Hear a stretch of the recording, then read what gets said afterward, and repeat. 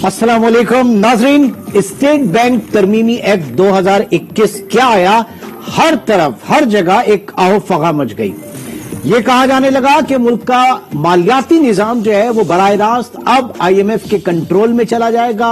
ये कहा जाने लगा कि IMF का किरदार जो है वो पाकिस्तान के लिए ईस्ट इंडिया कंपनी का सा हो जाएगा और साथ ही साथ गवर्नर स्टेट बैंक जो है वो अब वायसराय का किरदार अदा करेंगे। पाकिस्तान के हाथ से स्टेट बैंक निकल गया, खुदा न खास्ता मुल्क की मईशत का निजाम जो है वो पाकिस्तान के हाथ से निकल गया इस तरमीमी एक्ट 2021 पे। मुख्तलिफ चैनल्स पे इसके ऊपर प्रोग्राम हो रहे हैं, जो पॉलिटिकल डिस्कशन है वो भी उसके ऊपर बहुत ज्यादा हो रही है, लेकिन असल जरूरत है इस तरमीमी एक्ट को पढ़ने की, इसका जो ट्रू लेटर एंड स्पिरिट है उसके हिसाब से इसे देखने की कि इसमें आखिर है क्या, इसमें कहा क्या गया है। आज इसी के ऊपर हम बात करेंगे। प्रोग्राम में हमारे साथ मौजूद हैं डॉक्टर हफीज पाशा साहब, इस वक्त हमारे साथ मौजूद हैं। डॉक्टर साहब बहुत बहुत शुक्रिया हमें ज्वाइन करने का। सबसे पहले इस ऑर्डिनेंस को अगर हम जैसे जो तालिब इल्म हैं वो जब देखते हैं और आपकी कीमती राय जानना चाहते हैं तो नजर ये आता है कि जनाब इसके दो पार्ट हैं इस तरमीमी एक्ट के। एक तो इंटरनेशनल जो स्टैंडर्ड है, जो इंटरनेशनल बेस्ट प्रैक्टिस है, उसके ऊपर स्टेट बैंक को लेकर आना। यकीनन आप कह सकते हैं कि IMF जो है वो इसके ऊपर बहुत ज्यादा इसरार कर रहा है और बहुत अरसे से एक रिफॉर्म एजेंडा जो है वो उसमें शामिल था कि मरकजी बैंक को इंटरनेशनल बेस्ट स्टैंडर्ड के ऊपर लेकर आया जाए, इंटरनेशनल बेस्ट प्रैक्टिस पे। और दूसरा जो इसका पार्ट है वो हमारा जो डोमेस्टिक यहाँ पे स्टेट बैंक के अफसरान, ओहदेदारान, governor, deputy governor, policy maker, board of directors, committee members, इनका काम करने का जो सिलसिला है और जो इनके एक्सपीरियंसेस हुए और जो इनको फिर मुश्किलात में सामना हुआ वो उससे एक समझ सकते हैं कि उसको इसमें एड्रेस करने की कोशिश की गई है। तो सर मैं ये जानना चाहूंगा कि पहला हिस्सा जो इंटरनेशनल बेस्ट प्रैक्टिस है, जिसमें कहते हैं कि गवर्नर की मुद्दत मुलाजमत 5 साल हो, जिसमें कहा जाता है बोर्ड ऑफ गवर्नर्स जो है वो, बोर्ड ऑफ डायरेक्टर्स जो है वो आजाद हों, खुद मुख्तार हों, गवर्नर को हर इकदाम के लिए बोर्ड को जवाब देना हो और साथ ही साथ हुकूमत वक्त की स्टेट बैंक के अंदर मदाखलत कम से कम हो और वजारत खजाना के तक का तसल्लुत जो है वो मरकजी बैंक के ऊपर ना हो, स्टेट बैंक उनसे आजाद हो। तो what's wrong with it doctor साहब? बिस्मिल्लाहिर्रहमानिर्रहीम। माशाल्लाह आपने एक अच्छा इंट्रोडक्शन दिया है इस इश्यू पर। देखिए सवाल ये पैदा होता है कि इंटरनेशनल बेस्ट प्रैक्टिसेस की जब आप बात करते हैं तो आपको अमेरिका से नहीं कंपेयर करना है, हमें तो ऐसे मुल्कों से कंपेयर करना है, पाकिस्तान को, जो हम जैसे मुल्क हैं जो इस वक्त तरक्की के रास्ते पे गामजद हैं और कोशिश कर रहे हैं कि अपने हालात बेहतर हों। मैं आपको 2 मिसाल देता हूं ऐसे मुल्कों का जिनका हमसे हिस्ट्री जो है मिलती जुलती है। सबसे पहले बांग्लादेश। 1972 में बांग्लादेश ने अपने जो बांग्लादेश बैंक का एक्ट है उसमें उन्होंने एक प्रोविजन रख दिया था for fiscal and monetary policies coordination board, और लेट 90s में जाकर हमने उसको रेप्लिकेट किया। पाकिस्तान में जो अमेंडमेंट हम लाए थे, जब मैं हुकूमत में था उस वक्त 1956 के स्टेट बैंक एक्ट में तरमीम लाए थे। सो केस ये है कि फिस्कल एंड मॉनेटरी पॉलिसीज में कोऑर्डिनेशन ऐसे मुल्कों में बहुत जरूरी है। मैं आपको वजह बताऊंगा बाद में। दूसरी तरफ हिंदुस्तान का जो देख लीजिए कि हिंदुस्तान के जो बोर्ड ऑफ डायरेक्टर्स हैं उसमें गवर्नमेंट के इकोनॉमिक अफेयर्स के लोग रिप्रेजेंट करते हैं, तो यानी कि फाइनेंस का बोर्ड पे रोल है। हमारे यहाँ भी ये प्रोविजन रखा गया था कि secretary finance board of directors में बैठेंगे, अब उसको हटा दिया गया है। परेशानी किस बात की है? परेशानी इस बात की है कि आपको सुन के शायद आपको पता हो या हैरानगी होगी कि पाकिस्तान के दफाई अखराजात, डिफेंस बजट, मुझे अफसोस से कहना पड़ता है कि 2018 में यह डिफेंस बजट 100% कर्जों से पूरा किया गया था। हमारी रेवेन्यूज कर्जों के वापसी के बाद बिल्कुल नहीं बचे। पिछले साल हुआ यह कि 60% हमें اپنے ڈیفنس کے اخراجات بوروئنگ سے کرنا پڑا ہے.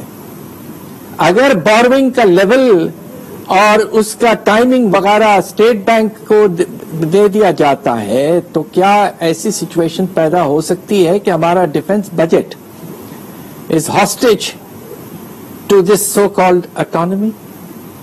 اس لیے کہ قرضوں کے تھرو ہمیں اپنے سپاہیوں کے خرچے، ان کے تنخواہیں وغیرہ میٹ کرنا ہوتا ہے. تو میں یہ سمجھتا ہوں کہ یہ ایکسٹریم موو ہے ٹورڈز آٹونومی. ہمیں fiscal and monetary policies coordination رکھنا ضروری ہے. یعنی آپ مخالفت کر رہے ہیں پھر اس وقت جو fiscal and monetary policy board جو ہے اس کو ڈیزالو کیا گیا، ختم کیا گیا. ایک فائن لائن جو ہے وہ دونوں اداروں کے درمیان یعنی اسٹیٹ بینک اور وزارت خزانہ کے درمیان جو ہے اس طرح سے کام نہیں کر سکتی. تو پھر سر بات یہاں پہ یہ کہ جو پالیسی سازی کے اندر کیو بلاک کی بہت زیادہ جو پریشر ہوتا ہے، اگر ایسا نہیں ہوتا تو آپ بتا سکتے ہیں کہ ڈاکٹر سلیم رضا گورنر اسٹیٹ بینک اپنا ٹینیور پورا نہیں کر سکے، شاہد حفیظ کاردار صاحب مایا ناز اکانومسٹ اپنا ٹینیور پورا نہیں کر سکے بطور گورنر اسٹیٹ بینک، یاسین انور صاحب بطور گورنر اسٹیٹ بینک اپنا ٹینیور پورا نہیں کر سکے، باجوہ صاحب بطور گورنر اسٹیٹ بینک اپنا ٹینیور پورا نہ کر سکے، پی ٹی آئی گورنمنٹ میں، نون لیگ میں، پیپلز پارٹی گورنمنٹ میں اینڈ سو آن، اور ایک اشرف وتھرا صاحب نے اپنا ٹینیور پورا کیا. آج ان کے خلاف نیب انکوائریز وغیرہ بھی ہیں. تو یہ 5 سال کی مدت میں بعد میں پوچھوں گا، لیکن کیو بلاک کا ایک انفلوئنس تو ہے نا اسٹیٹ بینک کے اوپر. کیوں ریزائن کر کے چلے گئے سب سارے؟ سر کیا آپ کا اسسمنٹ ہے؟ سوال یہ پیدا ہوتا ہے کہ کیا وجوہات تھے، اس کے بارے میں ہمیں یقیناً اس ڈیٹیل میں ہے. مگر آپ یہ دیکھیے کہ فرض کیجئے ملک کے حالات کچھ معمول سے زیادہ خراب ہو جاتے ہیں. فرض کیجئے کہ کووڈ-19 ہوا تھا پچھلے سال. اب آپ یہ دیکھیے کہ ماشاءاللہ کوآرڈینیشن کے نتیجے میں منسٹری آف فائنانس اور ہمارا پاکستان کا اسٹیٹ بینک نے بہترین کام کیا. اسٹیٹ بینک مختلف فائنینسنگ پیکیجز لے آیا. آپ کو تو پتا ہوگا کہ اس وقت فائنینسنگ 2300 ارب کی گئی ہے. کیا اگر State Bank I M F کے اگریمنٹ کے بغیر اگر کوئی خاص ڈیسیشن نہیں لے سکتا تو کیا ایسا ہوتا؟ میرا نہیں خیال ہے کہ ایسا ہو سکتا ہے. اس لیے کہ ان کا رجحان تو جیسے کہتے ہیں انفلیشن ٹارگیٹنگ پہ ہے، افراط زر پہ ہے. ہمیں ایز اے پاکستان ہمیں دونوں چیزوں پر سوچنا ہے. صرف افراط زر نہیں، یقیناً بہت اہم ہے کہ افراط زر آؤٹ آف کنٹرول نہ ہو، مگر ہمیں یہ بھی دیکھنا ہے کہ بے روزگاری میں کمی ہو، لوگوں کے آمدنی میں کچھ اضافہ ہو، ترقی کا پہیہ جو ہے وہ چلتا رہے. یہ بیلنس کرنے کے لیے سب سے اہم ادارہ پاکستان کا نیشنل اکنامک کونسل ہے. وہ طے کرتا ہے کہ پاکستان کے سال میں اینول پلان کے تحت ہمیں کس رفتار سے اکانومی کو آگے بڑھانا ہے اور افراط زر کو کس لیول پہ رکھنا ہے. State Bank must be within the control of the national economic council, جس کے چیئرمین شپ پرائم منسٹر کی ہے اور ممبرز چیف منسٹرز ہیں اور دوسرے فائنانس منسٹرز وغیرہ. یہ ہمارے ملک کا پریمیئر اکنامک ادارہ ہے. یہ سیٹ کرے ٹارگیٹس، اور یہ ٹارگیٹس جو ہیں وہ اسٹیٹ بینک کو یقیناً ان کو فالو کرنا چاہیے. یہ ملک کا ادارہ ہے، یہ کوئی پرائیویٹ سیکٹر کا ادارہ نہیں ہے. They have to be guided by the highest level of policy making in the country. ٹھیک، تو آپ یہ سمجھتے ہیں سر کہ اگر یہ آپ کے جو کوآرڈینیشن پالیسی تھا آپ کا مانیٹری اور فسکل، اس بورڈ کے خاتمے سے صورتحال خراب ہوگی، ایک اچھی کوآرڈینیشن نہیں ہوگی، اسپیشلی کووڈ کے دنوں میں جس طریقے سے ہم نکل کر آئے وہ پرابلم ہو سکتی ہے یا صورتحال خراب ہو سکتی ہے. ساتھ ہی ساتھ سر وہ جو آپ کے کوسا فسکل آپریشنز ہیں جو اسٹیٹ بینک کرتا ہے، اس ایکٹ کے بعد وہ ختم ہو جائیں گے. اس میں آپ کے انڈسٹریل کریڈٹ آتا ہے، ایکسپورٹ کریڈٹ آتا ہے، لون گارنٹیز آتی ہیں، ہاؤسنگ کریڈٹ آتا ہے. ویسٹ اور ڈیولپنگ اکانومیز جو ہے سر وہ تو اب یہ کوسا فسکل آپریشنز لے کر آ رہے ہیں. کووڈ کے دنوں میں وہ یہ کر رہے ہیں اور ہم اسے ختم کر رہے ہیں. دیکھ، سوال یہ پیدا ہوتا ہے کہ ہم نے بہت عرصے سے ایکسپورٹ ری فائنینسنگ کی تھی، اور اس لیے کہ ہمارا سب سے پرائیویٹ ایکسپورٹس ہے. ایکسپورٹس کے لیے اسٹیٹ بینک نے ایک اسپیشل ریفائنینسنگ کا انتظام کیا ہوا ہے جس کے تحت ان کو ورکنگ کیپٹل وغیرہ انویسٹمنٹ کی فائنینسنگ ہوتی ہے اور وہ لوور کنسیشنل انٹرسٹ ریٹ پہ ہوتی ہے. اب کیا یہ ختم ہو جائے گا؟ دوسری طرف پرائم منسٹر صاحب نے بڑی محنت سے ہمارے کنسٹرکشن سیکٹر کو ایک بوسٹ دیا. ماشاءاللہ اس میں کافی پروجیکٹس آئے ہیں. پرائم منسٹر صاحب کے کہنے پر اسٹیٹ بینک نے ایک ہاؤسنگ فائنینس کا پیکج لے آئے ہیں جو 5% کے سود پر ملے گا. کیا وہ بھی ختم ہو جائے گا؟ دیکھیے سوال یہ پیدا ہوتا ہے کہ مختلف وقتوں پر مختلف انٹرونشنز کی ضرورت پڑی ہے. مجھے تو سب سے زیادہ حیرت انگیز اور پریشان کن بات لگتی ہے کہ کیا ہمارا defence budget is going to be hostage to IMF's agreement? کہ اگر ہمیں فرض کیجئے کسی وجوہات پہ ڈیفنس کا بجٹ بڑھانا ہے اور انفارچونیٹلی ہمیں بجٹ کو فائنانس کرنا پڑتا ہے تھرو بوروئنگ، تو کیا بوروئنگ کی گنجائش نہیں ہوگی؟ دیکھیے میں یہ سمجھتا ہوں کہ fiscal and monetary policies board کا رہنا ضروری ہے. البتہ میں اس بات پہ تیار ہوں کہ جو بورڈ آف ڈائریکٹرز میں سیکرٹری فائنانس کو بٹھایا گیا تھا اس کی ضرورت نہیں رہے گی، جبکہ fiscal monetary policies coordination board میں دونوں فائنانس منسٹر اور گورنر اسٹیٹ بینک بیٹھتے ہیں. تو اس حد تک آٹونومی کے لیے ہم سب تیار ہیں. ہم یہ بھی چاہتے ہیں کہ اگر حکومت بے تحاشا پیسے چھاپنے پر پریشر ڈالے تو اس کو ریزسٹ کرنا چاہیے، وہ بھی مناسب ہے. مگر کبھی ایمرجنسیز ہوتے ہیں، کبھی ضروریات ہوتے ہیں، کبھی اسپیشل پرابلمز ہوتے ہیں، ان کو ہینڈل کرنے کے لیے اسٹیٹ بینک کی کوآرڈینیشن حکومت سے ہونا بہت بہت ضروری میں سمجھتا ہوں. اس مجوزہ ترمیمی ایکٹ کے بعد ظاہر ہے کہ جو پرائمری ہے آپ کا ڈومیسٹک پرائس اسٹیبلٹی، سیکنڈری آپ کا جو ہے گول اچیومنٹ جو آپ کا ٹارگٹ آبجیکٹو ہے وہ فائنینشیل اسٹیبلٹی ہے، اور ٹریجری جو ہے وہ گروتھ ان دی اکانومی. تو کیا یہ دونوں باڈیز الگ الگ سینٹرل بینک اور منسٹری آف فائنانس پہلے ایک تو جوائنٹ ایفرٹ ہوتی تھی، اس کے ساتھ ایک کامن اسٹرائک کرنے کی کوشش کرتے تھے، اب دونوں کے لیے الگ الگ کرنا مشکل نہیں ہو جائے گا؟ سپوز کہ سینٹرل بینک جو ہے وہ مہنگائی کو ختم کرنے کے لیے پالیسی ریٹ شرح سود ایک دم بڑھا دیتا ہے تو حکومت کے لیے بڑا پرابلم ہو سکتا ہے یہاں پہ کیو بلاک کے لیے. آپ یہ دیکھیے کہ 2019 میں اسٹیٹ بینک جوش میں آ کر سر سود کو 6% سے بڑھا کر 13.25% تک لے کے چلے گیا، اور صرف اس لیے کہ ہاٹ منی کی تلاش میں. اس کے نتیجے میں بجٹ پہ جو اثر پڑا ہے، آپ یہ سوچئے کہ سر سود بڑھنے کی وجہ سے بجٹ کے خسارے میں 700 ارب کا زیادہ نقصان ہوا، ایک ڈیسیشن اسٹیٹ بینک کا. تو اب آپ یہ سوچئے کہ یہ کوآرڈینیشن بہت ضروری ہے اور ہائیسٹ لیول پہ ہونا چاہیے. نہیں سر، اس میں یہ کہہ تو رہے کہ سر وہ یہ کہہ رہے ہیں کہ لائزن ہو، پالیسیز جو ہیں ایک دوسرے کو بریف کریں، فائنانس منسٹر اور گورنر اسٹیٹ بینک باقاعدہ ان تمام معاملات پر. یہ تو کہا جا رہا ہے، اس میں کہا جا رہا ہے تو کیوں شرما رہے ہیں کہ کوآرڈینیشن بورڈ ہو؟ اس میں کیا پرابلم ہے؟ میں نے آپ کو بتایا کہ 1972 سے بنگلہ دیش نے رکھا ہوا ہے بورڈ. بنگلہ دیش کا performance with all due respect ہم سے کافی حد تک بہتر ہے. وہاں اس وقت بھی افراط زر کم ہے اور شرح نمو ہم سے تقریباً 2 گنا ہے. تو سر کیا وجہ ہے کہ آپ کو اس کی ضرورت اب پڑ گئی ہے؟ اب آپ کیا دیکھ رہے ہیں اس بل کے حوالے سے؟ کیا نیڈ آف دی آر کیا ہونا چاہیے؟ کیسے اس معاملے کو کس حد تک جا کے ریزالو کرنا چاہیے؟ میرا خیال یہ کہ بورڈ کو قائم رکھیں اور جو بورڈ آف ڈائریکٹرز میں گورنمنٹ کے نمائندے ہیں وہ ہٹ جائیں.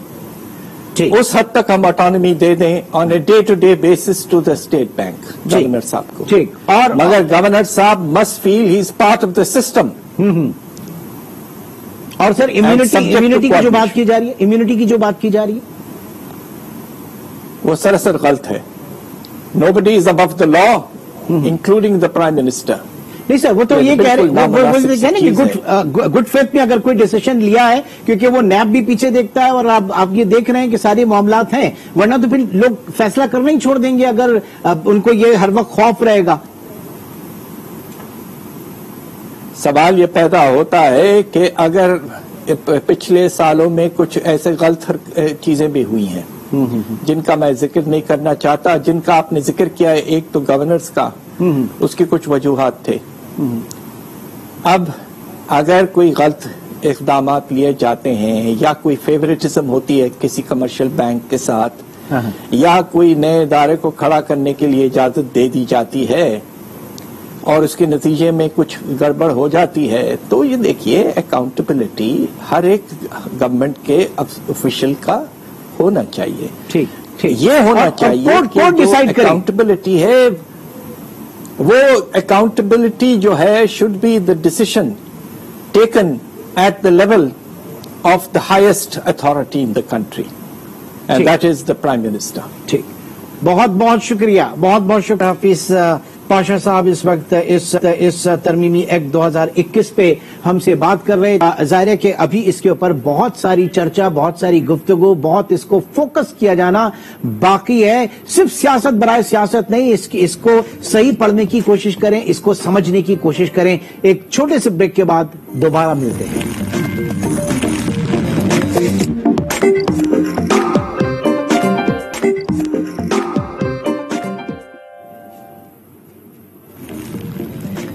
Welcome back. پروگرام کے اس حصے میں کراچی اسٹوڈیو میں ہمارے ساتھ موجود ہیں سابق ڈپٹی گورنر اسٹیٹ بینک جناب ریاض الدین صاحب، اور ہمیں زوم لنک پہ جوائن کیا ہے ماہر معاشیات ڈاکٹر اعجاز نبی نے. ڈاکٹر اعجاز نبی، آپ کا بھی بہت شکریہ، اور ریاض الدین صاحب آپ کا بھی بہت شکریہ.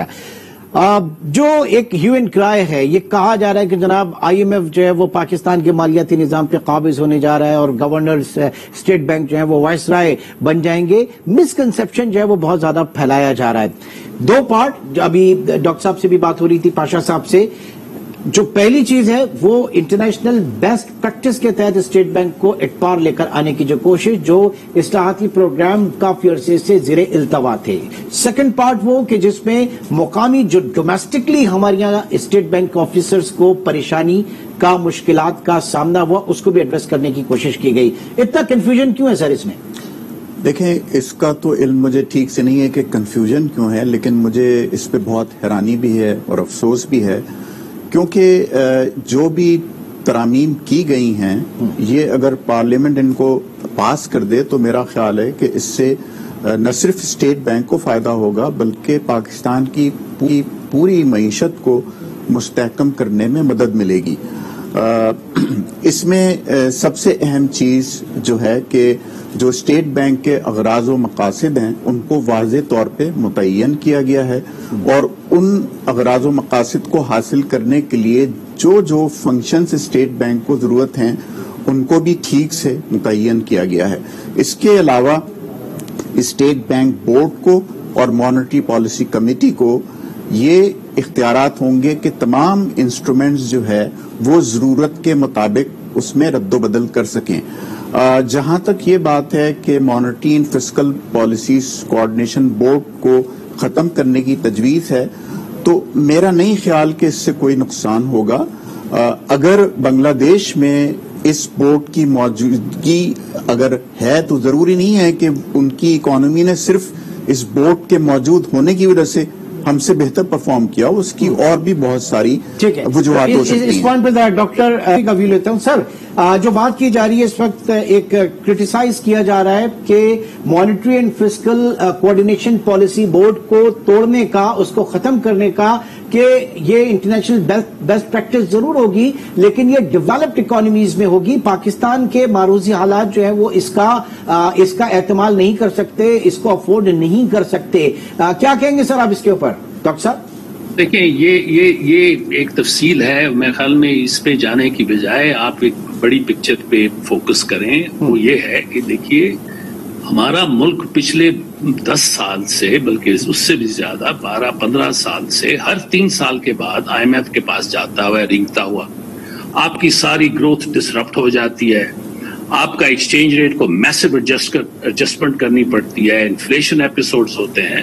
میکرو اکنامک مینجمنٹ جو ہے پچھلے 12, 13, 14 سال سے بہت ہی بری رہی ہے, اور اس میں سمجھتا ہوں کہ ایک ہی ہمارے پاس ٹیکنیکلی کوالیفائڈ انسٹیٹیوشن ہے جس کی رپورٹس پڑھ کے لگتا ہے کہ کسی نے کوئی کام کیا ہوا ہے, اس کو سمجھ آ رہی ہے کہ اگر آپ نے آپ کے ٹریڈ اکاؤنٹ اور کرنٹ اکاؤنٹ پہ فرق پڑ رہا ہے تو اس کے لیے کیا کرنا چاہیے, اور اگر آپ کے فسکل اکاؤنٹس میں فرق پڑ رہا ہے تو اس کے لیے کیا کرنا چاہیے. وہ ایک واحد انسٹیٹیوشن ہے جو کہ سمجھ کے ساتھ اور عقل مندی کے ساتھ ان تمام وجوہات اور کی تفصیل میں جاتا ہے, اور وہ ہے اسٹیٹ بینک آف پاکستان. میں سمجھتا ہوں کہ اگر آپ اسٹیٹ بینک کو آٹونومی دے دیں, کوئی بھی یہ میں بھی اخبار میں آرٹیکلز پڑھتا رہا ہوں, اور بڑے اچھے سمجھدار لوگ ہیں جنہوں نے اس قسم کی لینگویج استعمال کی ہے کہ آئی ایم ایف کا آ جائے. آئی ایم ایف کے پاس تو آپ ویسے ہی پہنچے ہوئے ہیں, آپ کے پاس فرسٹ لائن آف ڈیفense ہے ہی نہیں. آپ کے پاس وہ انسٹیٹیوشنز نہیں ہیں اسلام آباد میں جو کہ فسکل رسپانسبلٹی کی طرف آپ کو لے کے جائیں. آپ کو ایک فرسٹ لائن آف ڈیفense اپنے ملک میں چاہیے, اور میں سمجھتا ہوں کہ ان ترامیم سے, اسٹیٹ بینک کے ایکٹ کی ترامیم سے آپ کی اپنی ایک فرسٹ لائن آف ڈیفense بن جائے گی. یہ نہیں ہے کہ آپ یعنی آپ ٹرولی سمجھتے ہیں کہ اس کے انفلوئنس سے, کیو بلاک کے انفلوئنس سے اسٹیٹ بینک نکلے گا, پھر ضرورت نہیں پڑے گی کہ جناب وہ سلیم رضا صاحب بھی, شاہد حفیظ کاردار صاحب بھی, یاسین انور صاحب بھی, باجوہ صاحب بھی, پچھلے 5 میں سے 4 گورنر اسٹیٹ بینک جو ہیں وہ اپنی 3 سالہ مدت پوری نہیں کر سکے, اور ظاہر ہے کہ پریشر یہی ہوگا کہ کام نہیں کرنے دیا جا رہا, یا پھر وزارت خزانہ جو ہے اس کا پریشر ہے, تو وہ خود مختاری جو اسٹیٹ بینک کے پاس آئے گی پھر اس ترمیمی ایکٹ کے ذریعے. آپ سمجھ رہے ہیں؟ بالکل آئے گی, بالکل آئے گی. اور اس میں میں نے ایکٹ کو بڑے غور سے دیکھا ہے, اس میں خود مختاری کے ساتھ ساتھ بہت سی اکاؤنٹیبلٹی بھی ہے جو کہ پہلے نہیں تھی. جس قسم کے اکاؤنٹس کی وہ بات, آڈیٹنگ کی وہ بات کر رہے ہیں, جس قسم کی پارلیمنٹری اوورسائٹ کی بات ہو رہی ہے, اس قسم کی اوورسائٹ, وہ تو اگر ٹرانسپیرنسی بڑھ جاتی ہے اسٹیٹ بینک کی, اور اس کی تمام جو اکاؤنٹیبلٹی ہے وہ پاکستانی انسٹیٹیوشنز کے لیے ہے. میں نے تو اس ایکٹ میں کہیں بھی ذکر نہیں پڑا کہ ہم یہ صرف کر رہے ہیں کسی باہر کی انسٹیٹیوشن کے لیے, آئی ایم ایف کے لیے وغیرہ وغیرہ. تو اس لیے مجھے یہ جو واویلا مچا ہوا ہے اس کی مجھے خاص سمجھ نہیں آئی. دیکھیے یعنی وہ ہم نے انفارچونیٹلی سارا آئی ایم ایف کے کھاتے میں ڈال دیا نا, تمام تر ایکشن جو ہے وہ آئی ایم ایف کے کھاتے میں ڈال دیے. ریاض صاحب آپ کی طرف آتے ہیں, یہ کوسا فسکل آپریشنز اس ایکٹ کے بعد بند ہو جائیں گے اسٹیٹ بینک کے. پاشا صاحب نے بھی اس کا بتایا کہ ایک پرائم منسٹر عمران خان جو ہے وہ بہت زیادہ فوکس کر رہے ہیں اس وقت ہاؤسنگ فائننس کے حوالے سے, اور یہ جو میجرز لیے گئے کیا یہ واقعی بند ہو جائیں گے؟ ان کا کیا فیوچر ہوگا پھر؟ نہیں, میرا خیال ہے کہ بند نہیں ہوں گے. دیکھیے سب سے اہم بات یہ ہے کہ اسٹیٹ بینک کی جو ری فائنانس فیسلٹیز ہیں وہ ہمیشہ جاری رہیں گی, اس پہ کوئی قدغن نہیں لگائی جا رہی ہے. اور جیسے ابھی ایکسپورٹ ری فائنانس کے اوپر بات ہوئی تھی, تو یہ ویسے ہی جاری اور ساری رہے گی. جو ابہام اس میں کریٹ ہوا ہے کہ انڈسٹریل کریڈٹ فنڈ ختم کر دیا گیا اور اس طرح کے جو فنڈز تھے, تو ان فنڈ سے تو کبھی ایکسپورٹ ری فائنانس اسکیم جاری ہی نہیں ہوئی تھی. تو ری فائنانس ایک ایسا انسٹرومنٹ ہے جو کہ ابھی آپ نے بھی تذکرہ کیا تھا کہ کوانٹیٹیو ایزنگ ایک ٹول ہے, اور یہ تو ہمیشہ رہتا ہے, ہر سینٹرل بینک کے پاس رہتا ہے. تو لہذا یہ سمجھنا کہ یہ ری فائنانس فیسلٹیز ختم ہو جائیں گی, میرا خیال ہے کہ یہ بالکل درست نہیں ہے. ٹھیک. What about the open market operations? Open market operations بھی ہر سینٹرل بینک کی ذمہ داری ہوتی ہے کہ اگر مارکیٹ میں لیکوڈیٹی کم ہے تو اس میں انجیکٹ کرے, اور اگر زیادہ ہے تو اس میں سے وڈرا کرے. اسی طریقے سے چلتا رہے, یہ بالکل اسی طریقے سے چلے گا. مجھے بھی اس کی سمجھ نہیں آئی کہ آخر اتنا شور کیوں مچا ہوا ہے. اچھا, سارے فنکشنز اسی طرح جاری اور ساری رہیں گے. ٹھیک. تو اس میں ظاہر جو ہے وہ کلیئر کرنے کی ضرورت ہے, اور پھر وہ آفیشلز جو ہے وہی اس کے اوپر زیادہ جو ہے وہ بتا سکتے ہیں. اجاز نبی صاحب, سر آپ اس وقت جو ہم دیکھ رہے ہیں کہ جو ہم کوسا فسکل آپریشنز کی بات کر رہے ہیں, مانیٹری آپریشنز کی بات کر رہے ہیں, ویسٹ اکانومیز میں آپ سینٹرل بینک فیٹ کی بات کر لیں, آپ ای یو کے ان کے کمرشل بینک کی بات کر لیں, یا ان کے جو ریگولیٹر کی بات کر لیں, وہ اس وقت آ رہے ہیں ان آپریشنز کی طرف, فسکل میجرز کی طرف. ہم یہاں پہ اس کو ختم کر رہے ہیں. یہ ٹائمنگز اس کی تھوڑی سی ایشو نہیں کرتی, پرابلم نہیں کرتی؟ کووڈ نے پوری دنیا کو بدلا ہے. نہیں, جیسے ابھی کہا ریاض الدین صاحب نے, یہ آپریشن ساتھ ساتھ چلتے رہیں گے. اسٹیٹ بینک نے جو کووڈ کے دوران جو انہوں نے فائنینسنگ اسکیم شروع کی تھی, ان کا بہت اچھا استعمال ہوا ہے اور وہ چلتا رہے گا. میں نہیں سمجھتا کہ یہ اسکیمز ختم ہو جائیں گی, لیکن ایک اسپیشلائز بینکنگ انسٹیٹیوشنز چاہیے اگر آپ نے ڈیولپمنٹ فائنینسنگ کرنی ہے, جو کہ ایک زمانے میں ہوتے تھے لیکن پھر وہ ختم کر دیے گئے.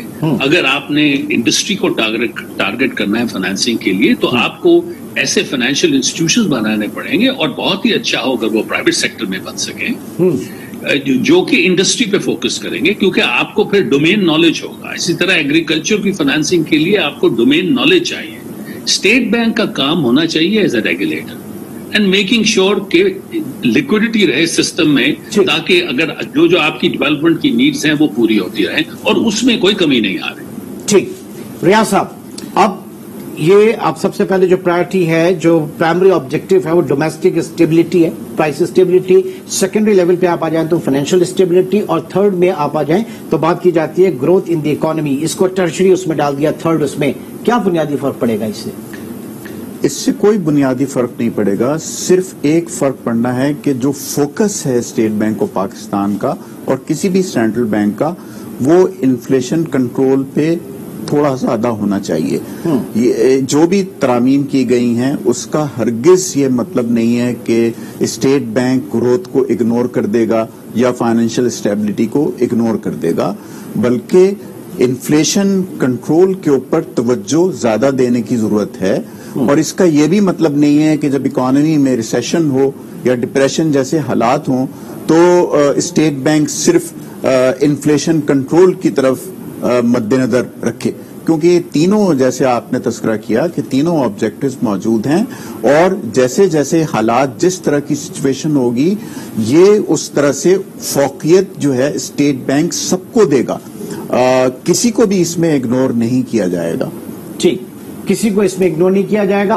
ڈاکٹر اعجاز نبی صاحب, اب ذرا اس انڈیمنٹی کی بات کر لیں جس کے اوپر بات کی جا رہی ہے کہ جناب ہمارے سینٹرل بینک جو ہے وہ کسی کو جواب دے نہیں ہوگا, کوئی نیب ان کے افسران, عہدیداران, governor, deputy governor, policy board members, کسی کے خلاف کوئی کارروائی نہیں کر سکے گی. نیب جو ہے اس کو وہ جواب دہ نہیں ہوں گے. کیا یہ صحیح ہے یا ایسا نہیں ہونا چاہیے؟ کیا ہونا چاہیے؟ دیکھیں, آپ نے سول سروس کی پریشانیاں اس وقت آپ سب کو معلوم ہیں. سول سروس بہت گھبرائی ہوئی ہے نیب کے ایکشنز یا اس کے کم از کم تھریٹ ان ایکشنز کے سے. تو میں سمجھتا ہوں کہ ویسے اکاؤنٹیبلٹی ہے, میں نے ایکٹ میں جو دیکھا ہے بہت اکاؤنٹیبلٹی ہے, بلکہ اکاؤنٹیبلٹی کو جیسے میں نے پہلے بھی عرض کیا تھا اور بڑھا دیا گیا ہے.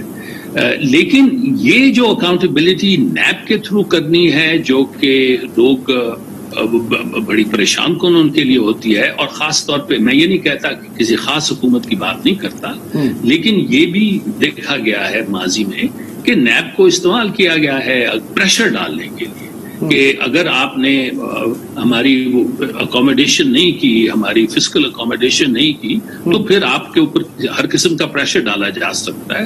تو میں سمجھتا ہوں وہ پریشر نہیں آنا چاہیے, اور ریاض الدین صاحب بیٹھے ہوئے ہیں, ان کو پتہ ہے ان تمام پریشر سے.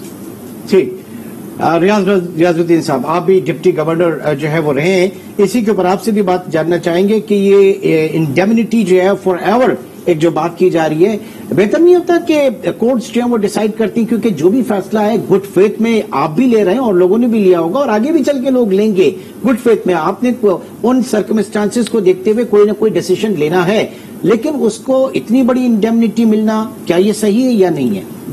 دیکھیے اس کو اتنی بڑی انڈیمنٹی ملنا کہنا ٹھیک نہیں ہے. سب سے پہلی بات تو یہ ہے کہ کوئی بھی شخص قانون سے بالاتر نہیں ہوتا, چاہے پرائم منسٹر یا صدر کیوں نہ ہو.